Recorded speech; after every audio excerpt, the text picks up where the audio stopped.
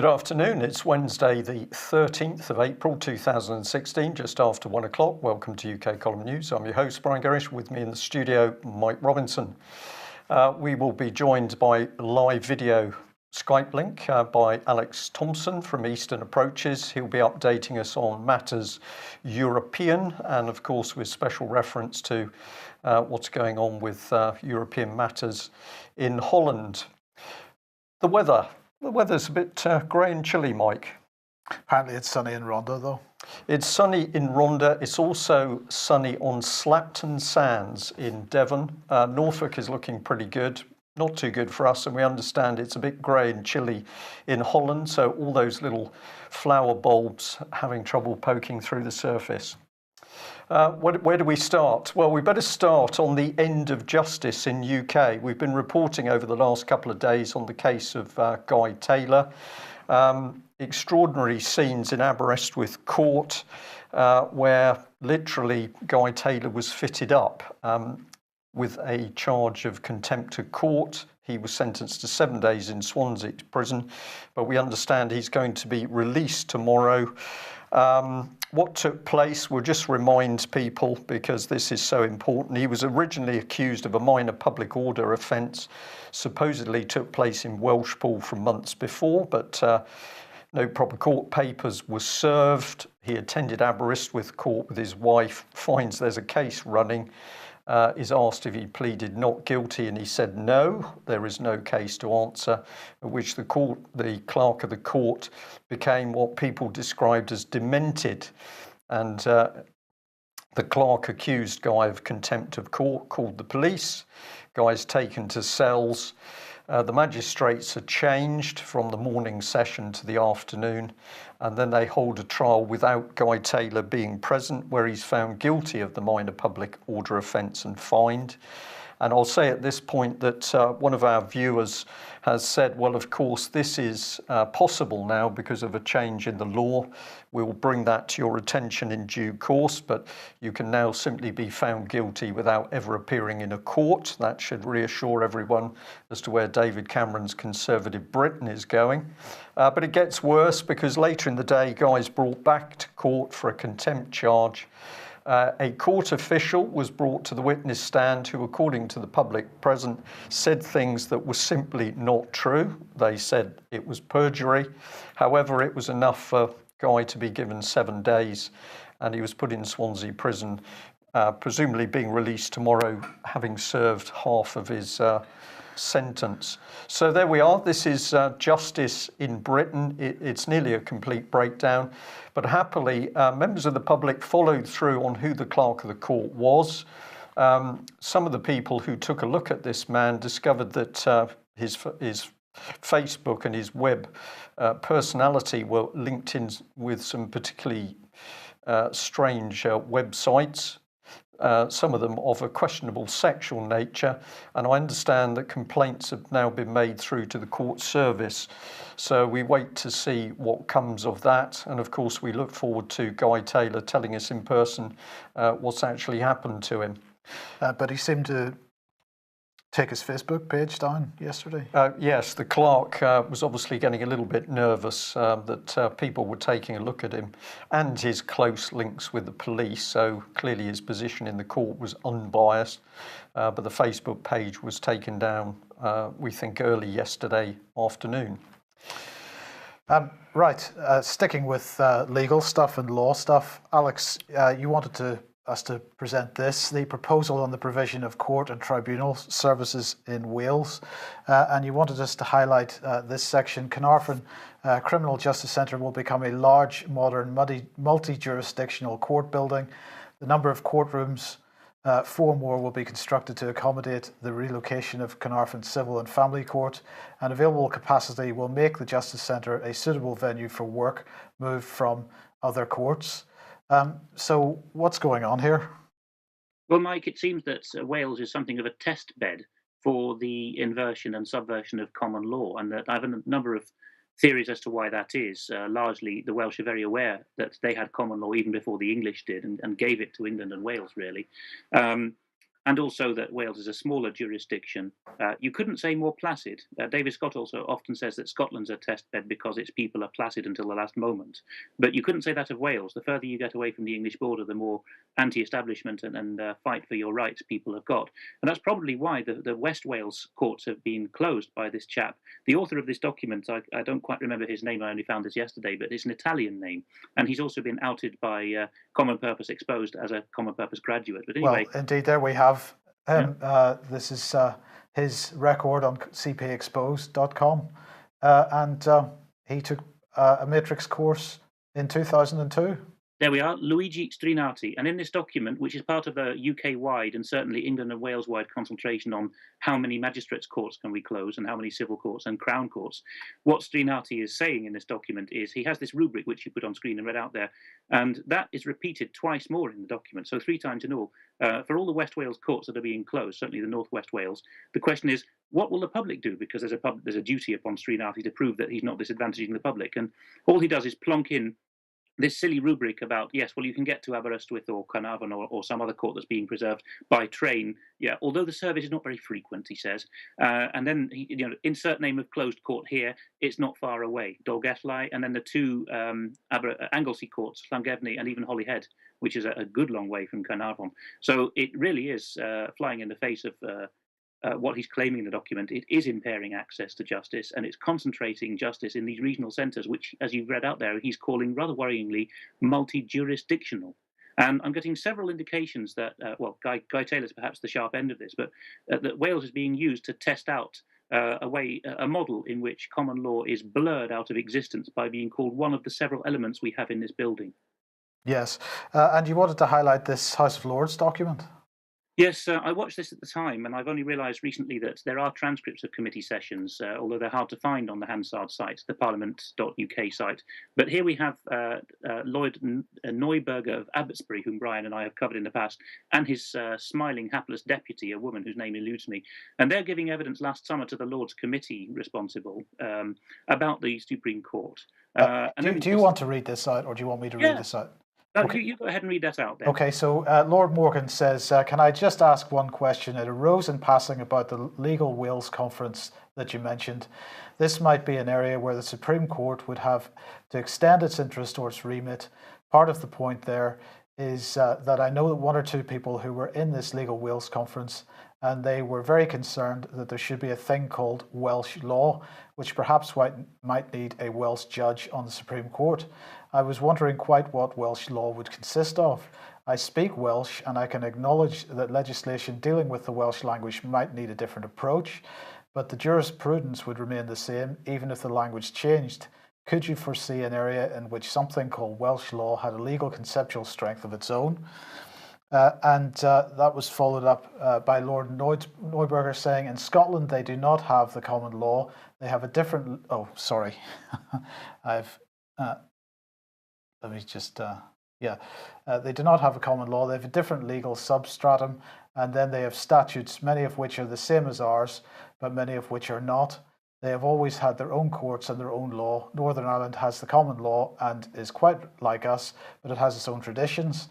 The statutes are very similar, almost all of them, to ours, but they have some local statutes. Wales, up until recently, as you say, has really been part of the English law, but is developing its own law.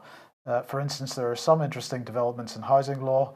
In a sense, it is the same as fundamental legal concept as ours, but the legislation and the protection given to residential tenants is different. In that sort of way, I suspect Welsh law will develop in that the statutes applicable to residential tenants, to agriculture workers, and to various other groups and various other principles will develop and change. To that extent, Welsh law, I suspect, if the present path is proceeded with, will become different from English law. So what do you make of that? Well, quite apart from the fact that the highest judge in the land, Lord Neuberger, the president of the Supreme Court, tells this porky pie that Scotland does not have the common law. And at the end of the session, the Scots Lord corrects him on that, and his deputy has to simper for him and says, I blush. Apart from that, complete porky pie. He's saying in response there to the Welsh lord who asked the question, oh yes, there is going to be a thing called Welsh law. And the lord who asked the question referred to this Legal Wales conference. Turns out to be an annual confab of Welsh lawyers, about 150 of them. And I see that one of the speakers in this conference, Cyfri'r Gyfraith, or Legal Wales, last October, is Ernest Ryder, Sir Ernest Ryder, E-R-N-E-S-T, and the surname R-Y-D-E-R. And his speech is available on the Legal Wales website. If you go to it, you'll easily find the PDF. And he's talking there about judges, he's in the first instance in Wales, being pioneered as a new style of delivery of justice, demanding more specialist judges who know their caseload, know what is out of the ordinary, can predict, react, and proactively direct a case so as to try and achieve the best quality outcome. He also says that the judge in family law, which is his neck of the woods apparently, is now entitled to decide what evidence he or she needs. This may involve preventing parties litigating disputes that are not key. So judges throwing things out, basically. I'm sure that this is being pioneered in Wales now. The annual Cyfri'r Gyfraith Legal Wales Conference is probably one to watch. I see Lord Thomas of Cwmgïaeth was in there as well. So there's definitely a stitch-up going on. Welshpool, by the way, where Guy Taylor was tried, is just over the border, as is the alleged offence, from where he lives in Herefordshire. And of course, that is for the chop, which is why he was carted right over to the west side of Wales, to Aberystwyth, and then jailed on the Oystermouth Road in Swansea. So pulled all around Wales for the lack of courtrooms. So we need to look at Luigi Strinati, this common purpose graduate, and what he's planning to do, and ultimately what this implies for the whole of England and Wales. But this is sort of running in parallel with the devolution programme and the breakup of the nation. Yes, it is, because there are such things as Welsh laws, although we know that, the learned types who set up the Devolved Assembly knew that they couldn't get away with calling it Welsh law because that's a medieval term. I studied Welsh law at Cambridge. It was a medieval subject, right? It's a very interesting branch of law, but it went up, it dissolved into English law. We got our law from Wales, basically, but it's now common law. So what they talk about is Welsh measures passed by the AMs, the Assembly members. And the two most famous have been, there shall be a Welsh Children's Commissioner, which set the precedent for England. And secondly, there shall be a charge on plastic bags, which is now set as precedent for England. So yes, there are such things as Welsh laws, but they are euphemised and they're called Welsh measures.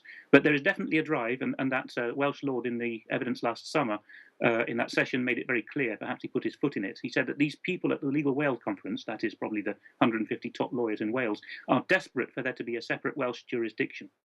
I'll just say here, Alex, this is very, very sinister and dangerous stuff. We've seen in many of the corrupted court cases across the country over various subjects that there's been a major effort to prevent people from getting in front of a jury. And of course, it shows that judges are still very frightened of juries. I've personally sat in a court case which was a child protection case where unusually the mother was brought in front of a jury. And what happened, the judge completely bullied and directed the jury and gave them one document and said, well, because the mother has signed this document, you need to go away and make an appropriate decision. And the foreman of the jury looked at the judge with astonishment, and everybody was confused. And then what the judge said, well, you need to make an appropriate decision. So the jury went outside for 6 minutes and came back in and said guilty. It was outrageous, and this is the danger of removing juries and placing more power in the hands of judges. Brian, very sinister. Last time we had this in the English Revolution of 1689, 1690, well, it started in 1688, there was actually a trial of William Penn, the founder of the Quakers. And the jury, of course, couldn't be avoided in those days. So reluctantly, a jury was impaneled and Penn was tried. And of course, as is people's right and duty under common law, even if the statute law says that something that someone has done is illegal, if it's found to be lawful, even though illegal, the jury has a right and duty to throw out the case in that matter, and they did, and acquitted Penn. And the judge was so enraged. Every schoolboy in Britain used to know this. The judge was so enraged that he had them locked up in the Tower of London. It sparked the English Revolution. Indeed, and if I know that story, fed bread and water for several days, they didn't change their original decision, which shows the power of what the public can do if they are informed about what the real problem is. And that brings us nicely onto this, which is the Guide to Firearms Licensing Law. And you wanted us to highlight a little bit of this. I think I've put this on the wrong slide. I do apologise. Basically, the firearms licensing law, Alex, it's suggesting that we don't have a Bill of Rights again. Yes, it's that slide you briefly went up was just Lord Cullen, of the Scots Lord, on the panel, saying at the end, I must correct you that Scots law is common law, which David Scott has pointed out, and other Scots lords have actually forced a recognition of this. The substratum, the basis of Scots law is common law, just like English law, but it's a different branch of common law. The same principles ultimately. Yes, in this firearms legislation, you'll easily find it by searching the internet for Home Office firearms guidance, because it's just been issued this month. The first substantive page of the document says that the basic principle, I think this is section 1.2 on the first main page of text, the basic principle of Home Office firearms guidance. By the way, what is the Home Office doing telling police what to do, and what are the police doing telling us what to do with firearms? That's another matter. But they're saying that the basic principle is that ownership of firearms in Britain is a privilege, not a right. Now, the Americans can cite their Bill of Rights. Very few Britons can, but the Bill of Rights, the version of it for England and Wales, is explicit on the matter. The 1689 Bill of Rights states that subjects being Protestant shall have arms for their defence according to law. And that phrase, according to law, itself cannot mean statute, it means constitutionality. And indeed, that principle was enshrined in the earlier document, the Declaration of Rights, which was the peace treaty. This is the more important of the two documents, because the Bill of Rights was the ratified parliamentary version, but the Declaration of Rights was the peace treaty that between Britain and William of Orange. So it is a common law document. Yes, you can tell that the Declaration of Rights is important because when was it John Whittingdale? Sorry, I'm confusing names here, but the then researcher or head man at the British Constitution Group looked into this. The parliamentary clerk said, "Oh, no one's asked for that for donkey's years," and he made the point in a speech which occasionally is put up on the UK column replay channel that in any other country it would be encased and in a museum. But in Britain, it's just left rotting on parchment and nobody's ever asked for it. But if you look at the text, that is the founding document of our liberties. In the Netherlands, they have an equivalent, the Act of Abjuration, when they told Philip of Spain, the Habsburg king, that he'd lost his constitutional and divine right to be their king through abusing them as his subjects in the Netherlands. And just down the road from here, in the centre of Dordrecht, they actually have preserved the courtroom and the document and everything, because that's where the nation came into being. That's the same with the US, and it should be the same with us, with our Declaration of Rights, but I'm afraid it's just left languishing. That's because our constitutional documents are embarrassing. Quite possibly. That's why we're told, even in that Legal Wales conference, that speech by Sir Ernest Ryder. I've never seen a less earnest man, but anyway, that's his name. That speech says, we admit that we don't have a codified constitution. Lawyers can't bring themselves to say we don't have a written constitution because they know that's a porky. Yeah. Well, you accidentally mentioned John Whittingdale, so let's get on to that subject. Now, of course, this is, he has admitted that he was in a relationship with a dominatrix. He did that last night. Well, he said that this happened a long time ago and he ended the relationship as soon as he became aware of her job. What is actually going on here? Well, of course, this is an attempt to stoke up the whole issue of regulation of the press once again. And it's interesting, John Whittingdale, of course, is Culture Secretary. He has responsibility for regulation of the press. But he has got very close. In the past, he has been criticised for his close ties with the Murdoch empire and Murdoch himself. And if you remember back to the original shenanigans that started up the whole Leveson Inquiry initiative, that was based on problems surrounding the Murdoch press. So once again, the Murdoch press is absolutely front and centre of this. This is really what's being alleged here in Byline, the real Whittingdale scandal, the cover-up by the press. So what they're saying is that the press understood that Whittingdale had this relationship with this sex worker, that this was potentially compromising to his job, but that they voluntarily chose not to publish on the basis that he was the man responsible for regulation of the press, and that they therefore conspired amongst each other to keep this relationship secret in case he then took it out on them. And Hacked Off, of course, absolutely getting in on this. Hacked Off founder here writing in the Press Gazette and saying that the press absolutely had an obligation to write about his private life on the basis that it's their business model, and on the basis that if you look back at their past behaviour, they had no reason whatsoever to try to, as this person describes it, spike the story. And he says, therefore, it's completely out of character for the press. And he ends up by saying it's equally clear that any suggestion that the story was spiked because of ethical scruples is so inconsistent with normal recent behaviour as to be beyond consideration, and that the possible ethical reasons put forward by Fleet Street insiders hold no water.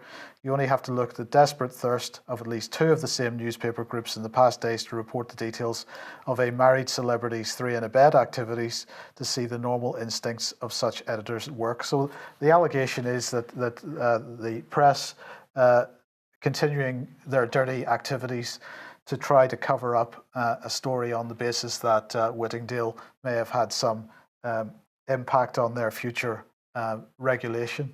But this is, Alex, just another attempt to stoke up the Leveson shenanigans. It is, and look at the breathtaking hypocrisy involved. If you go to the first article in that sequence that Mike just presented, is the Telegraph article, and halfway down it, who is quoted as saying John Whittingdale's position is untenable now? Hacked Off. The people such as Hugh Grant and so on, who were campaigning for private issues, as they were called, never to be reported in the press, as such as the French press does, or even the Dutch press. Dutch journalists I know, and it's the same across the continent, are well aware of the sexual and drug-taking foibles of leading politicians and judges, but never dare report because, they've trained themselves to say we have a social compact and we must be responsible journalists, and that's what they're trained at journalist school. But the real reason, of course, is that they know that they'll have the pants sued off them. As regards that married celebrity 3-in-the-bed romp, I noticed that this week we seem to have a new defence for the rich and famous, which is you can't possibly ever report anything about this during my lifetime because my children will one day grow up and be mortified by it. So the rich and famous apparently have a moratorium now on any private details coming out. Can we just say for the audience who are not aware, if you want to find out more about the 3-in-the-bed romp and who was involved, simply go online and look for articles published in Scotland, for example. And we've got this stupid situation where south of the border we're not supposed to know, but north of the border the canny Scots can know. So don't be shy, get online and find out who the individuals are, and then ask yourself why we've got the situation where judges are prepared to protect them and their activity. Okay, Alex, tax. What would happen if everyone in Britain had to publish their tax returns? What would happen, Mike, is what already happens in Denmark and Norway and Sweden, where it's par for the course, which is that the rich and famous decide to be in their home Scandinavian country for the crucial 150 days or fewer, or whatever the figure is, and for the rest of the time live in Antibes or Monaco, at least for tax purposes. One of those exiles from Danish tax honesty is Stephen Kinnock, husband of the last Danish Prime Minister, Helle Thorning-Schmidt. So there's a history of this. The Telegraph now is pushing at us the idea. It's of course casually presented as a what-if story, a bit of whataboutery, but it's obviously being pushed by someone for some purpose. If we actually ended up in this situation, of course, people would go down to the town hall, at least in the Scandinavian model they would, or more likely look it up online, and they would judge all their neighbours. There would be a wave of crime, of course, of people being targeted who earned a lot more than their house suggested, and people would be judging each other as employers and employees. It would be an atrocious situation, of course. But it would suit those who wish a global tax regime for sure. Yeah. One of the issues, of course, out of the Whittingdale affair and also out of this is the issue of privacy, and something which is absolutely being pushed by the Hacked Off campaign in particular is that people who have a public life also have an entitlement to a private life. I'm interested in your views on this, particularly with regard to politicians, because surely when their activities in their public life could potentially or do have an impact on their in their private life have an impact on their public life, surely that right to privacy no longer applies? Well, of course not, because you're then taking on a role. I mean, if you were king or even prime minister in the old days, but certainly if you were king in Britain, France, or wherever, your lack of privacy was such, this applied more particularly to the queen, that if you were about to give birth as a queen, the courtiers were summoned to see the sprog pop out. It was that's serious, that this is the heir apparent. We need to see that there's been no changeling put in the bed. There were all kinds of stories during the English Revolution about a foundling being put in the bedpan and so on. It's incredible stuff. The only way to prevent that, of course, we don't go and inspect people giving birth anymore. But the only way to prevent that is to say that if you take on one of these roles, including taking on the role of monarch, which is a job description which the people give you by popular acclaim at the time of the coronation, then you have commensurately fewer freedoms. I mean, on the continent, people are used to this French-based idea that there is your public role and your private life, to the extent that if people have got a business at home, they have two doorbells, and one of them says Mr. So and So for business, and the other one says privé. That's the continental model, and of course, it ends up with ridiculous situations where the whole press knows that someone is a wrong 'un or is in bed with a Russian spy or whatever, and it can never be mentioned. The other thing we need to add to that, Alex, of course, is France, for example, you can't criticise the local council because the local council has the right to come back and sue you. And I have in the past seen publications where it was strongly intimated that Britain needed to adopt the same rules. So, for example, you would not be able to say that your local authority was corrupt because that authority would come back at you in court. It's very, very dangerous. These changes that are being proposed, and of course it allows criminals to stay in power, and we can't expose them. We'll carry on. What better place to go on the subject of media than the BBC? And I'll just give a reminder. This was an article by BBC Trending in which they were blatantly promoting, encouraging women in Iran to show themselves without any head covering in breach of the law. And they promoted a particular website, My Stealthy Freedom. And we pointed out the risks. Well, it was one of our viewers or listeners who pointed out that, of course, this was placing these women in grave danger because they are breaking the law in Iran. They could be arrested, imprisoned, raped even, or certainly assaulted in the street were other people to know. Was this casual by the BBC? We don't think so. It was deliberate. And let's compare it with this recent article, because here is the BBC crowing that if your face appears anywhere on the internet, it's now possible to do a search for the image and identify the person concerned. So we've got the BBC encouraging Iranian and Western women to break the law in Iran and risk imprisonment, physical assault, and yet the BBC absolutely knows the risks of this. I think it's just appalling. Yeah, can I just point out that this is the point of selfies? So the whole campaign, driven by the BBC and others, for people to take selfies. You take a selfie, you tag that selfie on Facebook or whatever, and suddenly the facial recognition software has you tagged. That is the point of that campaign. Yeah, and on that article, I thought what an interesting image of a young man the BBC has chosen there, but that's probably subject for another time. Well, let's move on to the EU, which the BBC clearly doesn't like talking about, but it's clear that the community in Suffolk does, and this was sent in to us as one of the many banners around where people are expressing their view in a very, I think this is creative art, it's called, Mike, but I understand the message pretty clearly. There we are, local banner in Suffolk says it all. We would just say, remember that the EU has the constitution of a dictatorship and the laws of a police state, and all we need to do is tell a friend.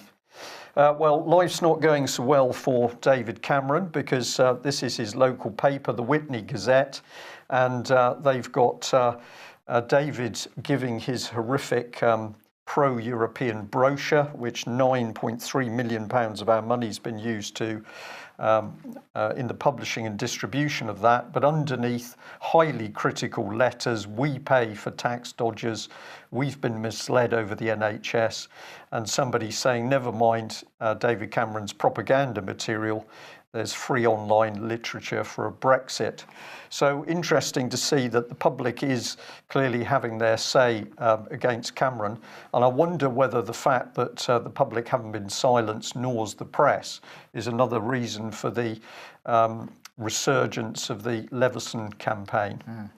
Well, we like talking about war because that's what our government likes best.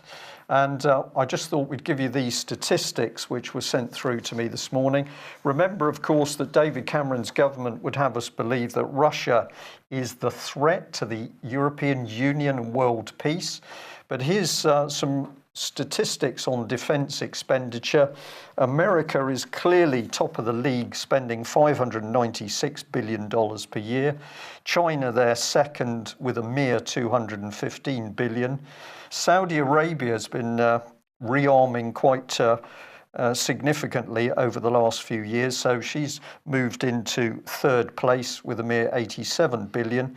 And Russia, that huge aggressor of the world, $66.4 billion. UK pretty close, although we seem to create more wars than the Russians do.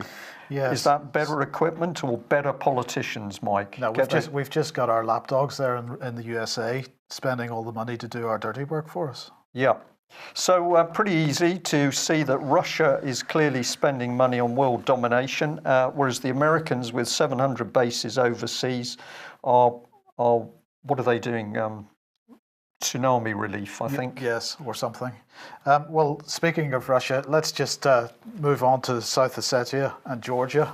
And Alex, I'm going to ask for a lot of comment in a second. Of course, the last time there was problems here was August 2008. And at that point, I was suggesting that we would remember that time as the day that World War III began. I'll explain why I was saying that in a second. It was pretty clear at that time that Russia was the target from the media. So here are some examples. This is the Telegraph. We've got another one from the Star here. Russia moves towards Gori. We've got Russia launches second front in war as troops reach Abkhazia. So there was all this rhetoric building in the press, even in 2008, about Russia this and Russia that, and Georgia, South Ossetia. Georgia was the victim, but I have to say there was the odd comment in the. This was from the Telegraph. Somebody commenting in the Telegraph, saying, "Better leave the bear alone and get busy with that cunning fox, Saakashvili." I have the impression every word of his is a lie. The whole day he has been claiming his troops pulled out of Ossetia, and now even Sky News reported seeing many Georgian troops around the Ossetian capital ready to strike. I presume that's their usual tactics, hit and run. Now, back in February 2008, before this all kicked off, the EU was supporting the unilateral independence of Kosovo. It was already perfectly clear then that the destabilization in the Balkans would not just touch the Balkan states, but it was going to spread. And of course, it was the war in the Balkans, allegedly, which led up to World War I. And this is, Alex, I think, an ethnically complicated region. And it serves as the chessboard for EU geopolitical destabilizations. And in this case, they're wanting to at least they were intending to draw Europe and Russia into conflict. And by August, the focus had moved to Georgia, and Russia had called the day before, on the 7th of August, Russia had called an emergency meeting of the UN Security Council with a view to preventing what was happening there. But the Georgian ambassador stated his position that Georgia offers South Ossetia autonomy, but along what he said were European lines with international guarantees. And this European-style autonomy was the same strategy which was being defined by the Centre of Liberal Strategies based in Bulgaria, where they were arguing that the entire region must become a postmodern European order, and that's what this Open Democracy article is highlighting. At least that's the definition in that Open Democracy article. As a result, they were saying a clash with Russia was inevitable because Russia, quotes, embodies the nostalgia both for the old European nation state and for the European order, organised around the balance of power and non-interference in the domestic affairs of other states. Now, that Russia was really the ultimate target was made clear, apart from the general stuff in the press, in this article in Newsweek. And this is Mark Leonard, who is director, or was director at the time, of the European Council on Foreign Relations. This was an absolutely anti-Russian propaganda piece. And he ended it by saying, this one lingering issue, and he was talking about the Litvinenko affair, is but a glaring illustration of the kinds of problems Russia poses to the rest of Europe. It is therefore time for the EU to agree, at least on principle, to a common response to these shows of Russian aggression. The EU's population is more than 3 times the size of Russia's. Its economy is 15 times larger, but its biggest strength lies in interdependence, solidarity, and consensus. When the next crisis comes, all European nations need to be prepared. And on the same day that that article was published, then Nick Whitney published, he's another European Council on Foreign Relations thinker. He published a report, and sadly it's no longer available, at least not in its original location, which argued for a group of European nations to press ahead with the establishment of military and defence institutions envisaged by the Lisbon Treaty, thus creating a 2-speed European defence policy. And he said that although there's no requirement for EU countries to participate, he said they have no right to interfere with the EU, quotes, pioneer group decisions on sending troops abroad. There should be a creation of an EU headquarters in Brussels, which would integrate civilian assets for crisis management, for example, the police and the military. And his report called on the consolidation of pioneer groups' men and material and the creation of a cartel of streamlined defence industries, which are, he said, presently too focused on sovereign nation priorities, and he demanded that the pioneer group of countries with their expeditionary force capabilities pull together around the European Defence Agency, the EU's mini Pentagon. Now, this is exactly what has happened. So he was writing this in August 2008, and here we are 8 years later, approaching 8 years later, and that's exactly what's happened. We've got the pioneer groups of countries, we've got the groups of armies, of military, the expeditionary forces, being established, and these are being established around the European Defence Agency. Of course, who was driving this at the time? Let's remind ourselves, it was Mikhail Saakashvili. He, Soros man, he led the Rose Revolution in Georgia at the time. And in May 2008, he said that Georgia was the fighting ground for a new world war. So why are we mentioning this now? Well, in fact, South Ossetia is once again trying to extract itself from Georgia. They're planning to hold a referendum on becoming part of Russia before August. And this is being led by the president, Leonid Tibolov. And he said, we're already discussing the dates. A specific date can't be named yet, but it will take place in the near future. We plan before August. And Alex, I was wondering, why do you think the South Ossetians are doing this now? Are they reacting to something which is going on in Georgia at the moment, or are they in touch with Putin and he's playing a geopolitical game here? And I'm also interested to know what you know about Tibolov himself. Leonid Tibolov was actually the deputy to the last president, and I've not really heard much about Tibolov's past before he became a top-ranked politician in South Ossetia. But then nobody knows anything about these politicians, and I'm not being anti-South Ossetian here in the least. It's just that the scale of the country is tiny. I mean, South Ossetia itself is the size of Bedfordshire, and its population is probably less than that of Bedford town, 60,000 or something. A very, very small area. And as to why they're holding the referendum now, I think it is 6 of one and half a dozen of the other. The CFR crowd, the Council on Foreign Relations crowd, who you very nicely sketched there, having planned this for 10 years, they don't give up. And there's pieces this week again in silly press outlets like the Huffington Post, arguing that Georgia must still become a NATO member. And this is after Georgia and Ukraine were told no. There it is, thank you. The case for Georgia joining NATO this week. Georgia and Ukraine were told no at the NATO Bucharest summit in 2008. And within months of this decision, which was based on Merkel getting cold feet, with the Americans under the last year of the Bush administration pushing like mad against British and German hopes, really, to get Georgia and Ukraine in.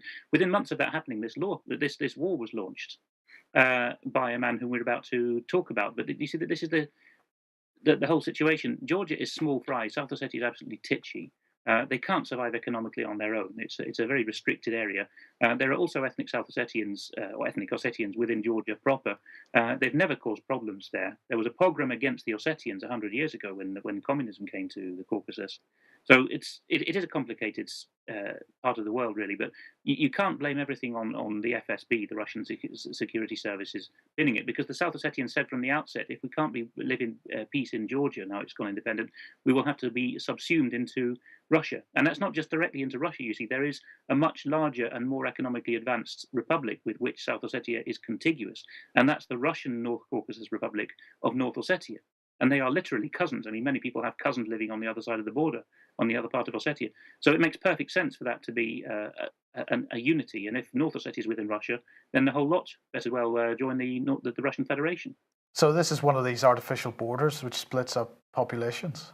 Yes, I mean, the Caucasus is an absolute watershed in Europe, a literal watershed, because it's a very high chain of mountains, the highest in Europe, and it goes from Black Sea to Caspian Sea diagonally.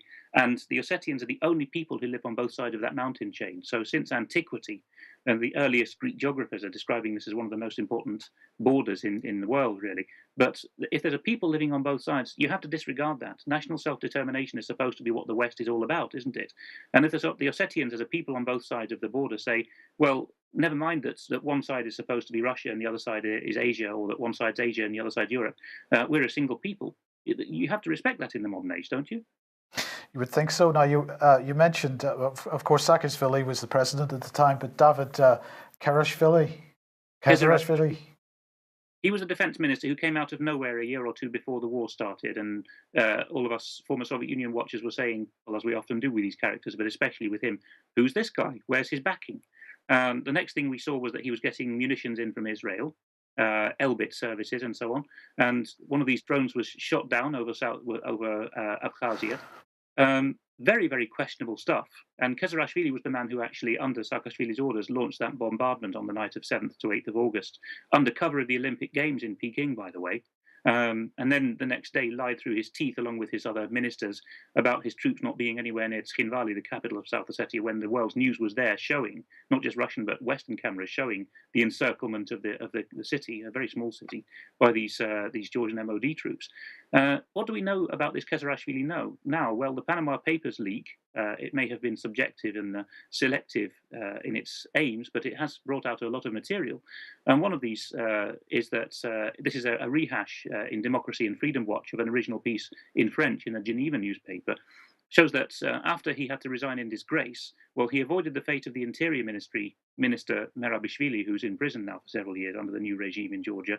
But he decided it was better to leave, as did his predecessor, Irakli Okroashvili, who had fled to France.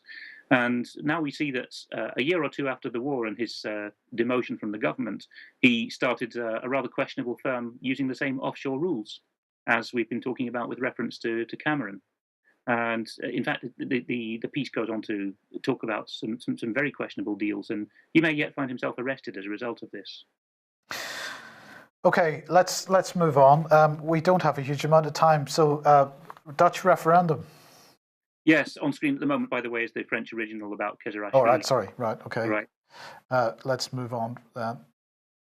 It's in French, that's the problem. Yes. Well, if you freeze the screen and read it in French, you'll see he's up to a lot of dirty dealings. And that's the first real dirt on the man who actually blew up South Ossetia.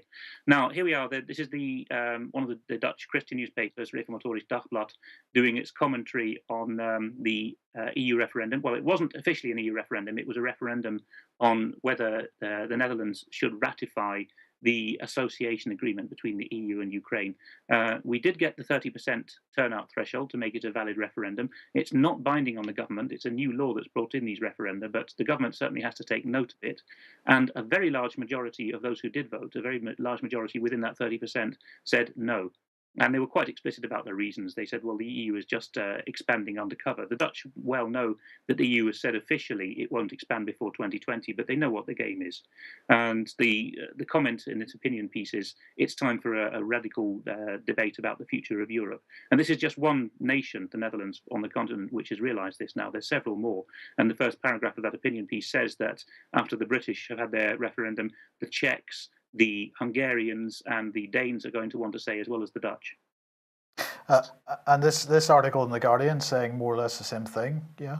Yes, Joris Luijendijk is the chap who, I think his book is available in Dutch and English now, wrote what's become a bestseller about how dirty the city is.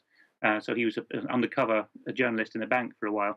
And here he is writing about the Dutch referendum spelling trouble for Europe. And in the final paragraph of his piece in The Guardian, he says, the elite in Europe are just not asking the right questions. They're continuing to refuse to ask the question, do the peoples of Europe actually want to go in the direction we're pushing them? And what's this one? This is the European Greens, so the transnational Green bloc of MEPs in the EU. Their chairwoman wants to forbid referendums on certain subjects, according to this brave Austrian paper, the Kronenzeitung, which was the same one that reported on the rape of children in swimming pools by so-called migrants, which, you know, it has happened, so it needed to be reported. Not everyone who reports it is trying to stoke tensions, so it's quite an independent-minded paper. And here it's quoting this woman as the leader of the Greens in the European Parliament, as saying, well, it's simply too dangerous to trust the people with direct democracy. And besides, she says, referendums are only appropriate for issues of mixed competency, which she means, of course, is between the member states and Brussels. And she concedes that TTIP, the Transatlantic Trade Investment Partnership, is one of those issues. But then she says that certain things like the EU's association agreement with Ukraine, no, we can't have the people voting on that. That's purely for Europe, the European Union. It's not for the nations. And this one? This is the Kölner Stadtanzeiger, so a Cologne newspaper, saying Sorge das Projekt Europa wächst. Concerns grow for Project Europe.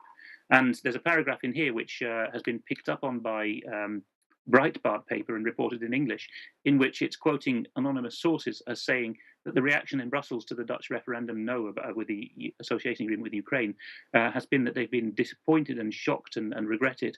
And then the sources are quoted as saying, well, there's a few areas we can't have the people voting in referenda in future. And they're talking about continental countries, remember, this isn't Britain anymore. The continentals are realizing this now. And the issues that continental countries apparently can't be allowed by these anonymous sources in Brussels to vote about are TTIP, the trade, well, it's really the destruction of trade with and forming a bloc with North America, and also open borders. We can't possibly vote on that, and the future of the euro as a currency and bailouts and bail-ins. Those are issues that the Brussels Eurocrats now, according to a German paper, it's not British anymore. A German paper is quoting them as saying we cannot have people voting on that. Politico here pointing out that Martin Schulz is saying that Brexit could trigger the implosion of the European Union. In fact, the European Union is pretty much imploding already. We might push it along a little bit, but you know, the point we're trying to make regarding the Brexit is that it's a psychological operation with a view to actually increasing the institutions in Europe and building the institutions in Europe, and it's a bit of a race at the moment to try to get those established before the whole lot comes down around their ears, isn't it? Yes, it is. I mean, Schulz is anything but a diplomat. I mean, the Germans like to deride him because he was a small-town bookseller of a fairly Marxist persuasion, and all of a sudden, by being the right kind of party man, he found himself promoted. And then Farage, of course, celebratedly derided him when he was made Speaker, well, President, they call it, of the European Parliament, saying, well, there's nothing to congratulate you on because you were the sole candidate on the ballot, and we knew 2.5 years ago you were going to get the seat. So that's Schulz for you. And as Farage said in his speech at the time, you're anti-British to your fingertips. He certainly is. But if he is musing out loud now about, you know, this was, of course, the implosion of the EU, well, it reminds me of that old joke about calling the waiter over and saying there's a fly in my soup. And what does the waiter say? Don't say that, sir. Everyone will want one. I think that's what Brexit is now doing on the continent. Right. Okay. Well, that's good. And it's causing people. Carl Bildt here doesn't seem to know how many zeros he needs to put in his Yes, Carl Bildt is an incredibly arrogant man, and as his Twitter self-description said, perhaps still does say, but it did when I checked last year. His self-description is Foreign Minister of Sweden. Most other things before that, and he is the ultimate. Well, he's the Council on Foreign Relations type of man to run Europe, basically, and he's adulated as this gorgeous Swedish foreign minister who's so groovy and post-national and so on. Well, here he is in a fit of pique after the Dutch voted no to the Ukraine association agreement. He did some rather bad maths. Well, we don't have many mathematicians and scientists in politics these days, and it shows. And so he miscalculated that 30% of the Dutch electorate, that's quite a few million. He reckoned that would be 0.006 of the electorate in the EU, and people were quick to point out, you've got your zeros wrong. It's nearly 1%. It's 0.6% of the whole EU that voted against it. And besides, that's total contempt for national sovereignty and democracy, isn't it? To talk about that. And my tweet underneath there was having a dig at him because the Swedes like to think, certainly these elite ones, that the Dutch are not really as sophisticated as them. But Bildt was making the same problems, making the same mistakes with his English as the Dutch do. So I enjoyed taking him down a peg there. You have to do it because these guys think that they're God. But we never miss the opportunity to have a dig at Russia. No, this is a Telegraph article from last year with these wonderful anonymous sources quoted by Peter Foster, I think, well, not one of my favourite Telegraph journalists by any means, and not very expert in foreign affairs, although he thinks he is. And halfway down this, he says last year, well, there's this newfangled Dutch referendum getting underway, and sources say it bears the hallmarks of a Russian operation. Well, no, sorry, it was a bunch of Dutchmen who decided to get together and bring in a new statutory requirement to have referendums on these points. So nothing to do with Russia at all. I'd just like to add on the subject of Russia that somebody's been very kind and sent me a Russian doll, which for a man of my age, of course, is quite acceptable. The doll did arrive through the letterbox, of course, was quite small and contained other dolls. But thank you very much to the sender of the mysterious Russian doll. Alex, we're out of time, really, so let's just finish with the book spot for this week. Yes, The Secret Life of Bill Clinton by Ambrose Evans Pritchard. I think I mentioned it before on the show, but very relevant to talk about the ghastly lady who's in the cover there, Hillary Rodham Clinton, as she now contends for president. You will gasp when you see how many bodies Ambrose Evans Pritchard counted in the trail left by Bill Clinton and Hillary Rodham Clinton. And the whole point about this is it needs to be digested by anyone who's interested in the things we're talking about, because it shows how most journalists, in this case he was in the Washington Press Corps in those years, stay in the bubble, the Beltway as they call it in America, the Washington Circuit, and don't ever travel out into the provinces or the states in the US. But Pritchard did, and he flew out to Arkansas, and shock horror, he actually talked to people, and he got an incredible amount of dirt on the Clintons that nobody has ever bothered to sue him for, but it doesn't ever seem to come out in public. Squeaky clean. Yes. Well, we will just end on the fact that we have received this particularly vile little booklet from David Cameron. It says why the government believes that voting to remain in the European Union is the best decision for the UK. We will, of course, be sending this back via free post to the Conservatives with an appropriate comment. And the best way of explaining that is to remember Captain Corelli's mandolin, where Captain Corelli was asked to interpret while the Greeks were asked to surrender, and he came out with a particularly forceful reply. So there we are, millions of pounds spent on this government propaganda, which is in breach of the EU's own rules on running referenda. You couldn't make it up, Mike. No. We don't have to. Alex, thank you very much for joining us. Thank you to our viewers and listeners. We will be back same time tomorrow. We'll just end by wishing Sheila a very happy 90th birthday. Bye-bye. Bye-bye.